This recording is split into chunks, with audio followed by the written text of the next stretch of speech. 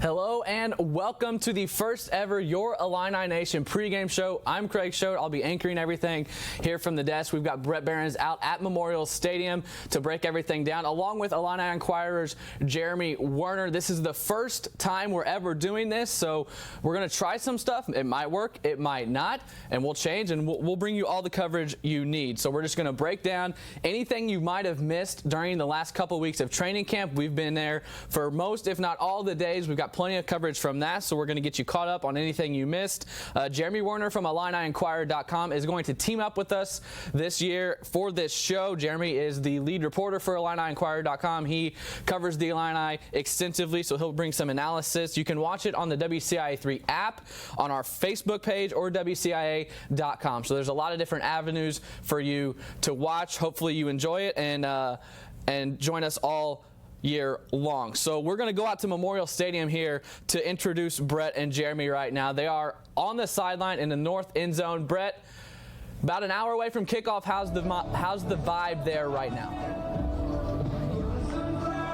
There's not a lot of fans here yet, Craig, as they continue to come in, and maybe that's a good thing as Jeremy Werner from IlliniInquirer.com joins us. We're hoping to catch people in the tailgate, Jeremy, and so the whole concept of this show is to try and get people hyped up before the game, ready to go. We're going to provide some analysis on the field here of what we see, because if you're on the tailgate, you don't know what happens in here, and I don't blame a lot of people if they don't come into the game until maybe right at kickoff, and so we're hoping to pinpoint some people out there in your tailgate. We'll hope you're watching along on the WCIA3 app, Facebook Live as well, and WCIA.com there. But I'm excited. Thanks for jumping on the show with us. Should be a fun venture this year. Yeah, Brett and I on road trips, we have some conversations, and a while back we say, hey, we should do something together, and I'm glad to be a part of this partnership and give Illini fans even more great coverage. Yeah, it should be good, and this is a free-flowing thing. It's on digital platforms only, so it's very loose. We're hoping to have a conversation, so to speak, as we lead up to kickoff here. 58 minutes exactly on the dot before Illinois opens its season against Akron, and just some general thoughts here, Jeremy. We'll get into a lot of talking points as we move along here in the next 30 minutes or so. We'll see how long we go here leading up. But the biggest thing for you that you're watching for today? Well, I'm excited to hear Brett Behrens' thoughts, because usually he's got only about 3 minutes to go. He can expand a little bit, because I know you got some thoughts. For Illinois football, you see the last couple of days, whether it's Minnesota or Purdue, there's always a little bit of nerves. You never know what can happen. Week one can be very unpredictable, but you got to like the look of this team, Brett. We see, 6 transfers as part of this team. Hey, Jay Lehman. What's up, Jay? Nice pat on the butt. Yeah, there you go. The 6 transfers are all going to start, right? And Brandon Peters is the number one thing we're looking at.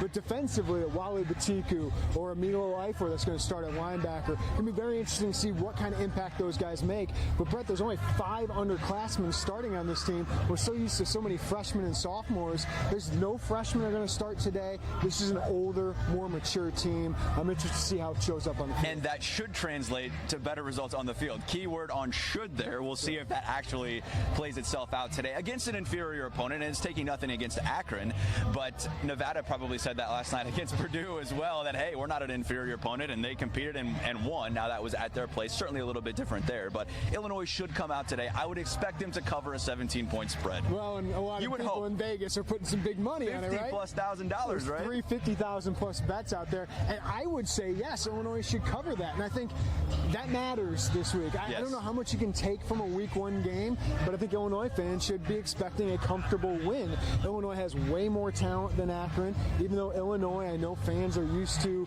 them not performing well in these games, whether it's Ball State a couple years ago or Kent State now. This is a team that's in the second year of Rod Smith's offense. Yeah. This is Lovie Smith's defense in its 4th year, but him calling the plays. Illinois has more speed, more size, more maturity, and Akron has a new coaching staff, which can work in their favor because everything's going to be a surprise today. Right. But also, these guys at Akron have never played in these systems, whether it's the 3-4 defense now or a pro-style offense. So Illinois has the advantage in every area. They just can't have what happened to Northwestern last year, where they turned it over 3 times and Akron scores on all 3 of those, or what happened to Purdue yesterday, where Purdue and Nevada took advantage of every Purdue mistake down the stretch. Right, and it all comes down to mistakes, right? I think if Illinois plays clean football today, it puts itself in a great position to win the game. And if they can just do that and execute themselves, I know we heard Rod Smith talk on Monday about he doesn't know what they're going to throw at him defensively and all of that. It's new. Look, if you play sound football, you should beat a team like Akron. And really, the non-conference games last year weren't blowouts like you would think they would be, right? I mean, with Kent State and with Western Illinois, it wasn't like this 50-point spread like, you see some of these games when Illinois teams are good and when FBS teams are playing lower level competition. It was the Minnesota and Rutgers game that actually got out of hand, for Illinois a little bit. So can they put together a complete game today and not turn the ball over? You mentioned clean game. That's why Brandon Peters is your quarterback. Sure, absolutely. If you had Isaiah Williams or even Matt Robinson, and Matt Robinson had a good camp, but he turned the ball over a lot. Brandon Peters, the reason he has this job, he doesn't make many mistakes. It might seem boring sometimes in practice, but he knows when to throw the ball away. Yeah. He knows when to check down to a running back. And Reggie Corbin said, he's the first guy since West Lawn who knows how to check down a quarterback. Yeah. And those 5-6 yard gains are big when you don't turn them into a big turnover like you saw from Elijah Sindelar yesterday, or the South Dakota State quarterback had a huge mistake in that game because he didn't check down or just take a sack. Brandon Peters does those things, but he also has a big arm and just got experience where he knows to go with the football. Rod Smith, I think, breathes a little easier knowing he's got a veteran quarterback. And we'll talk more about the quarterback coming up. I know a lot of people want to see Isaiah Williams. Will he play today? I'm not sure. We'll get into that a little bit later. We'll hopefully hear from Brandon Peters a little bit about what his thoughts are coming into the game. But Craig, let's send it back to you for right now. It's our first word here from the stadium. All right, guys, we'll check in with you guys here in about 30 seconds to a minute. But it is the first game, so as with any start to a season, there's going to be some jitters. These guys haven't taken the field in 8, 9, 10 months, so for the first time today, they're going to see someone wearing a different color jersey on the other side, so you can bet there's going to be some nerves on the field with some of the guys. Probably a sour taste in some of their mouths from last season, so they're wanting to get out there and prove that last season that they're better than last season. And with a new facility, there's also some new traditions. The Illini Walk took a different route this morning to go through Grange Grove from the new Henry Dale and Betty Smith Center. So with the new facility comes new traditions, but it's all the same for some of these older guys, especially Reggie Corbin. We asked him what some of his pregame routines maybe the night before are. Here's what Reggie had to say when we asked him about his game day traditions. Usually don't speak for a while, me and Joy Brown just kind of sit there in silence and watch, hopefully, some football on TV and just trying to keep it all contained, so when you get out there, someone explodes.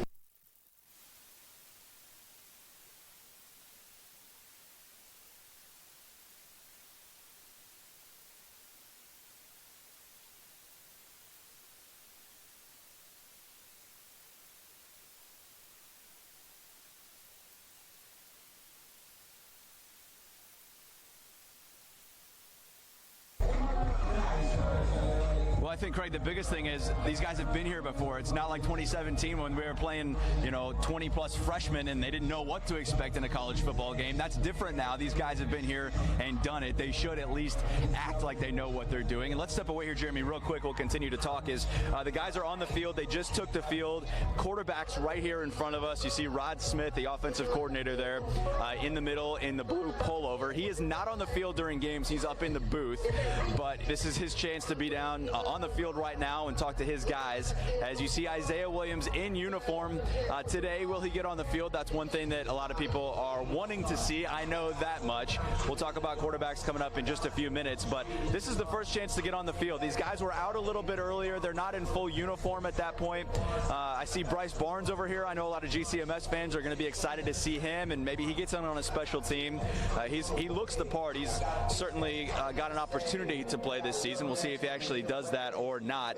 But this is a chance here as we get down under 50 minutes before kickoff where the team is getting set. The specialists are out here now. The linemen won't be out here yet. But, Jeremy, this is the first time you've seen these guys out here. Anything stick out to you injury-wise or anything here that you're seeing right now? Well, it's good to see Trayvon Sidney, the USC wide receiver, transfer. He was one of the most impressive guys during camp. And in that slot position, after one game of Mikey Dudek, they really missed a playmaker back there. And Trayvon Sidney certainly gives gives them a lot of help. They said he was probably the best wide receiver during camp, and Ricky Smalling we know is good. Josh Imatora-Bebe certainly looks the part, gives them a big physical wide receiver, but they need a really good route runner, a guy who can catch the ball in space, get open, and then make plays after that. Trayvon Sidney is certainly that, and you'll see him before practice a little bit, or games here. We saw him a couple minutes ago making all these one-handed catches. All these kids nowadays want to be Odell Beckham Jr. Well, they're all practicing these catches. I saw Casey Washington, Champaign kid, Dominic Stampley doing it too. So seeing Trayvon Sidney, who missed a lot of time during camp, seeing him on the field, that's big for Illinois. And all those kids, right, Jeremy? Those kids making those one-handed catches, that's what it's all about now, right? We're so old, yeah. But this is a good chance to see here. It looks like most everyone is healthy. There has been some nicks and bumps as we've gone along in training camp here. Trayvon Sidney was out for a little while. He's expected to play today. Isaiah Williams had some bumps along the road. He's expected to play today. And the one guy I'd be concerned about is Sidney Brown, safety. Yeah. I haven't seen the defense out here quite yet. I haven't seen Sidney out here quite yet. He was practicing a little bit this week, but not a full go. Kirby Joseph, actually, a sophomore, might be the starter at that free safety spot. Tony Adams has been good at that strong safety spot, but Kirby Joseph, a kid who played games but mostly special teams last year, he might get the call at that back end. If this were Nebraska, I think you might see Sidney Brown out here, but hamstring injuries are tough. We've seen that last year with A.J. Bush. We saw that with Trayvon Sidney as well. So it'll be very interesting to see if Kirby Joseph goes and how he plays. The other kid is good to see today, Mike Epstein. Some people forget about him maybe with Reggie Corbin's big year. Mike Epstein, to me, was the best all-around back during camp, but he's probably going to be on a pitch count until Big Ten play. But make no mistake, I mean, Mike Epstein, when he's been on the field in the 12 games he's been on the field, he's been a really, really good Big Ten running back. Yeah, and like you said, maybe the more complete back there than Reggie Corbin. And Corbin got the opportunity last year in part because Epstein was out. And so now with both of those guys healthy to start the season, we'll see how they kind of split up those backs. And like you said, I wouldn't expect to see more than, 10 carries from Epstein today probably? Yeah, I'd love to see 10 to 12 touches, see how he handles it. And I think he's a guy that can go over 100 yards total with that. But, the difference was Mike had the same foot injury he had as a freshman, broke his foot. This time they had surgery, so they're hoping that really helps it out. Last year they just rested it, let it heal. This time they had surgery, so they're crossing their fingers that he can stay healthy for a full season. And those stress fractures that just come back, and that's the bad part, is you don't really know if he's ever going to be completely healthy again. But they're certainly hoping that he can stay that way and make big-time contributions this year, and I think that's Sidney Brown right there. Well, it might be Chase Brown. Chase? I guess you never know, right? Yeah, I think Chase has the mustache, so that's where it's hard to see. Did you see the mustache? Okay, I did not see the mustache. I think that was Chase because he's with Luke Ford, and both those guys are redshirting out this year. So I saw it too, and I'm like, well, I don't know for sure if it is. So it's all I saw was the bun, Jeremy, and I was like, oh, that must be Sidney Brown. Maybe he's out today. Well, no, don't forget about Chase in there. They do same look size, pretty close. identical twins. Akron taking the field here. Their specialist as we get set for kickoff about 47 minutes from now. Craig, let's send it back to you, and we'll recheck out here in just a couple more minutes.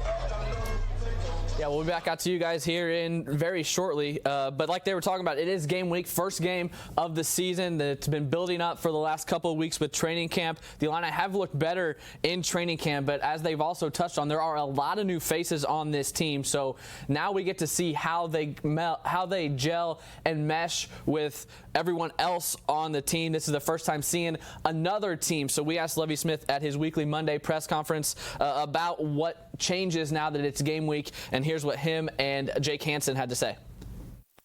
Test comes this week. It's not like we've done a lot of scrimmaging. I'm just going on what I've seen through my years, my experience on what it looks like before you get a chance to show it on the field.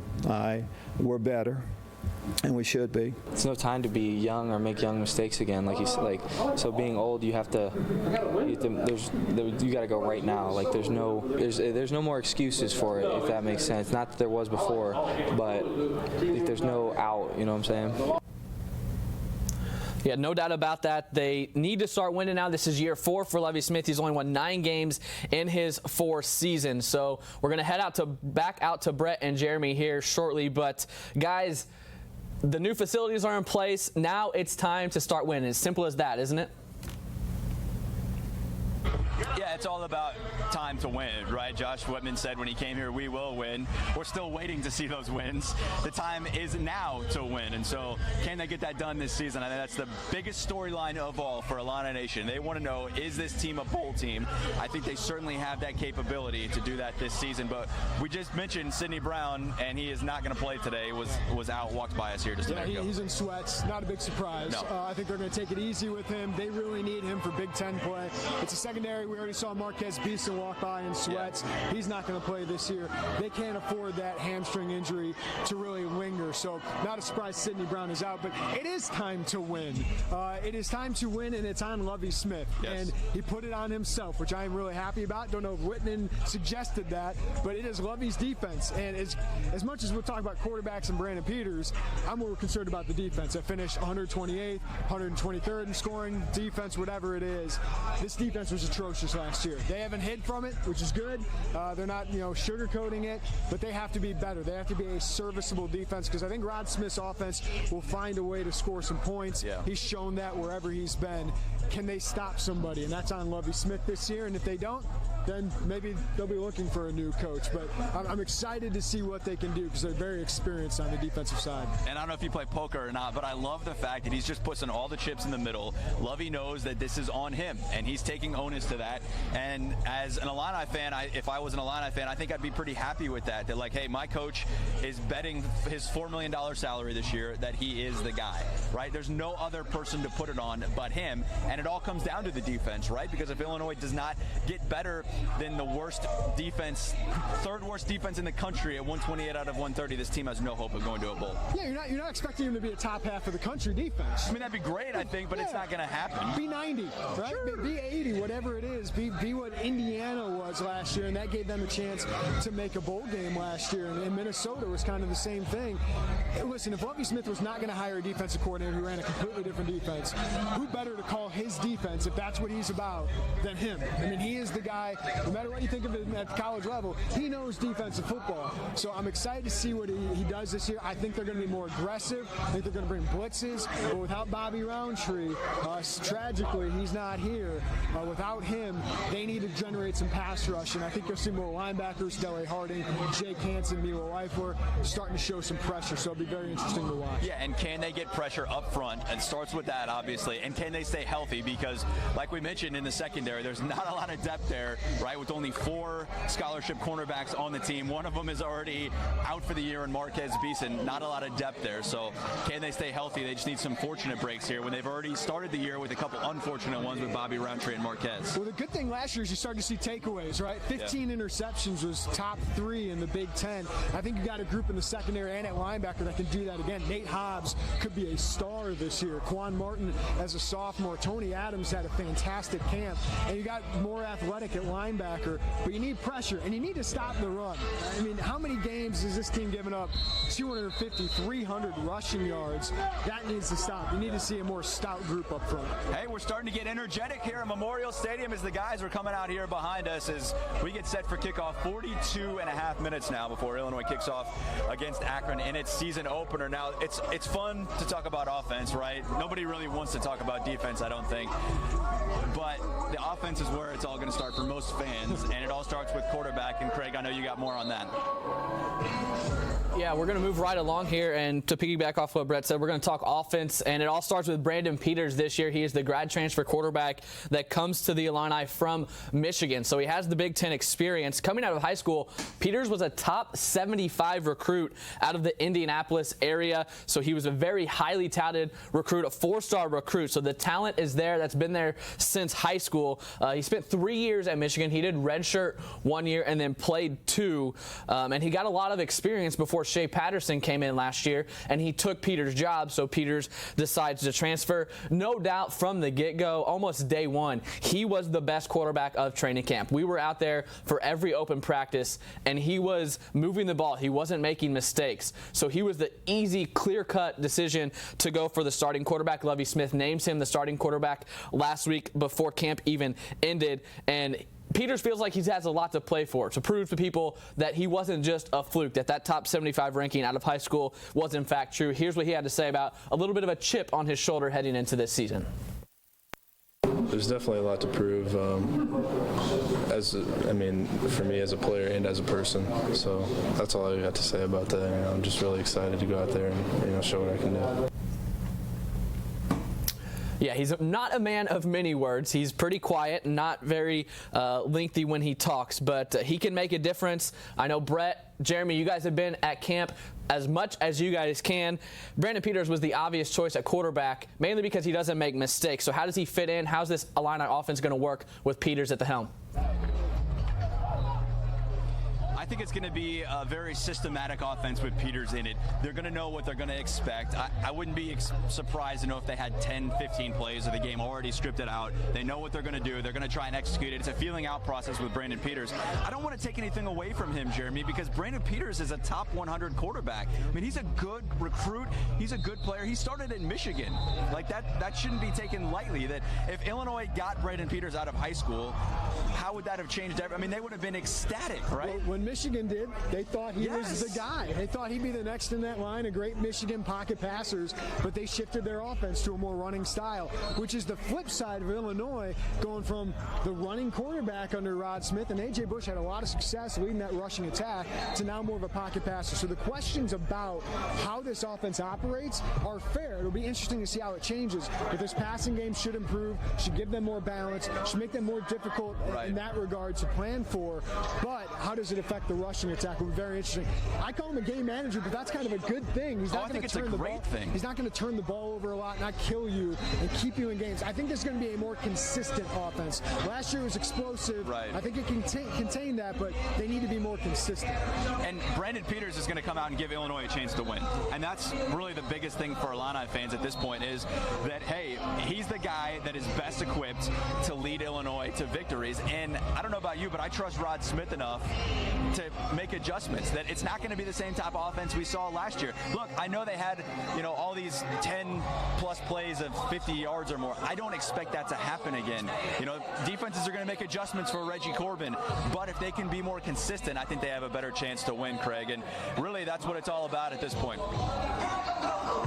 Yeah, moving that right along here, you just mentioned Reggie Corbin, and last year he was explosive almost every time he touched the ball. He had a lot of huge runs, 50-plus yard runs. Can we expect that from him again? Maybe not, but he does need to be explosive like he was last year. Illinois was the second leading rushing team in the Big Ten last season, but that running back room, it is just stacked. I asked Rod Smith on Monday how many starting running backs he has in that room. He said he legitimately has 5 starting running backs. So you got Corbin, Epstein, Bonner, Jakari Norwood has looked great, and then you got Dre Brown. So any of those 5 guys could start for a number of teams in the conference. But the Illini are going to need those big plays again this season if they want to compete. Here's what Rod and Reggie had to say on those big plays they had last year. I don't focus on any of that, man. I just play as hard as I can. If I go as hard as I can, I let God take care of the rest. He's that type of player. Obviously, it's never not going to be easy. It's never easy. It's like I tell him all the time, we can't stay the same. We can't come out here and expect to be the same. We'll be better. Got to be better. That's the expectations. All right, so the offense is definitely more balanced this year. The wide receiver room is a little bit deeper, so we'll send it back out to Brett and Jeremy and get their thoughts. Guys, last year a lot of big chunk plays from this Illini offense. This year seems to be they're a little bit more balanced, might not need as many chunk plays for the offense to move down the field. And that's okay. I don't think that's bad. If Illinois doesn't get 70-plus yard runs from Reggie Corbin, that'd be great. That's what I asked Rod about it earlier this week. I said, can you expect that again? He said, well, certainly I hope so. But that's not realistic, right? I mean, there's a reason Reggie Corbin led the nation last year with 4 runs of 70-plus yards or more. I don't think that can happen again. But if they're more balanced, then that's fine.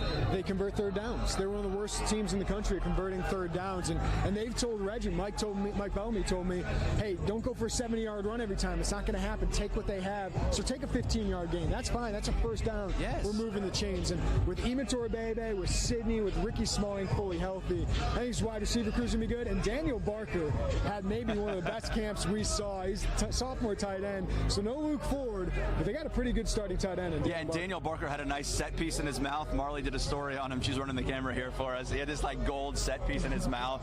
He's a character, man. I'll tell you that much. And he's certainly improved. And he's going to add a big part to this. Hey, we got guys right here behind us, Jeremy. We're ready to go. Wally Batiku right here. I don't know if I've ever seen a guy that looks the part more than Wally Batiku here, but man, can he play? I don't know. That's one of the biggest questions. He's going to start. We're going to find out today. Former 5-star recruit, went to USC, had some injuries, but look at the Python just coming out of that jersey right there. He is what a 5-star recruit looks like, and he showed during camp. He looked better than Owen Carney, who's been here for a couple of years. He looked better than Isaiah Gay, who they're looking to have a breakthrough year, but had a disappointing sophomore year. And really, Ayo Shogbanyo, who's a veteran here that most Illini fans don't know, he might get the start opposite Batiku today. So that's the biggest question, I think, on the defense is the defensive ends. Who steps up? Because there is no Bobby Roundtree here anymore. Can Batiku replace that production? That's asking a lot, but he certainly has the talent. Comes in still as kind of a raw guy, even though it's his 4th year. But this is a group that has some talent, but who's going to step up? Defensive tackle, you feel like you have some depth, and you have some veterans that are going to be solid. All right, Craig, we'll send it back to you. I know you got some more sound from the Illini this week. Yeah, you guys were just touching on the defense a little bit. They gave up 39 points per game last year. That jumped up to 45 in Big Ten play. That defense ranked 128th out of 130 in all of FBS. So pretty much only can go up from last year. Lovie Smith does take over as defensive coordinator and play caller, so should see a jump in the defense there. They've been playing a little bit better in training camp. We asked Rod Smith about that. But we're going to head to the captains now. They named their captains last week. Blake Hayes, Jake Hansen, Dele Harding, Alex Palczewski, and Doug Kramer. Can't go wrong with those guys. They are a good group to lead the team. So, Jeremy, Brett, what do you guys think about the captains this year of this Illini team?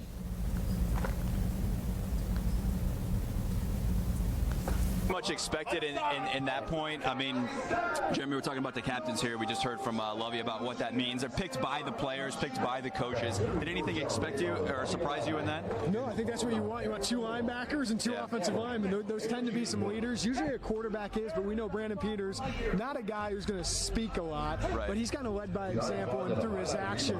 But the offensive line, I think, is really good. There's a lot of experience up there. Alex Palczewski and Doug Kramer, a lot of experience. And Dele Harding was a captain last year as a special teamer. Now he takes over at middle linebacker, where he's really taken a big vocal role. So not a big surprise there. Yeah, and can they lead this team to success? That's what it all comes down to. Our countdown clock, 33 minutes now, Craig. We'll send it back to you and get a final check here with us. Yeah, so that's all the sound we've got. That's all the talking points we've got. Now we're about 32 minutes away from kickoff here. So you guys are on the field. Anything stick out to you so far? Any player not there that was expected to be there that wasn't expected? Anything like that sticking out to you as you guys are on the field right now before the game? Yeah, Sidney Brown, the biggest one, he will not play today. He's out in sweats with a hamstring injury. And maybe the biggest surprise of that is Lovie actually said it was a hamstring injury. Lovie does not talk about injuries very often unless it's season ending. And he said and then he followed it up with a hamstring injury on Monday. I thought that was very strange from Lovie. But final thoughts here, Jeremy, as we wrap up. The biggest thing for me, defense and Brandon Peters. Those are the things I'm watching today. And the transfers. Can the transfers make an impact and all come in and play well? Because they're here for a reason, right? Luke Ford came here. He's not in the game today. You know, we know he's a big-time player, right? He got on the field at Georgia last year. That says a lot. Even though he wasn't a big-time producer there, he's still on the field. That says a lot. But can these transfers that came here from USC actually make an impact and play well? My big thing is, I think the score matters. I think the score differential matters. Yes, you just want to get a win, and at the end of the day, that's what matters. But if we're looking for a big step through for this group, we want to see a dominant victory over a lower-tier opponent. You're paying Akron a lot of money to come here so you can win and win big and feel good going to the rest of that conference play. James McCourt just announced as the starter for kicker, so that's a little bit of a surprise for the Illini there, who maybe thought Danville's Caleb Griffin was going to get the starter. It is McCourt, so that's some breaking news here for the Illini that James McCourt will start today at kicker for Illinois. Quick reaction to that. Big surprise. Caleb Griffin was having a really good offseason, had a great spring. James McCourt, though, you could tell Griffin really started to struggle week 2, week 3 of camp. McCourt made up the ground. All right, Craig, we're both expecting a win here today. As Jeremy mentioned, the score differential does matter, though, in year 4. It's time for the Illini to win. We'll see if they can get it done. They are favored by 17 to 18 points in that range. Can they do that? Will they cover today?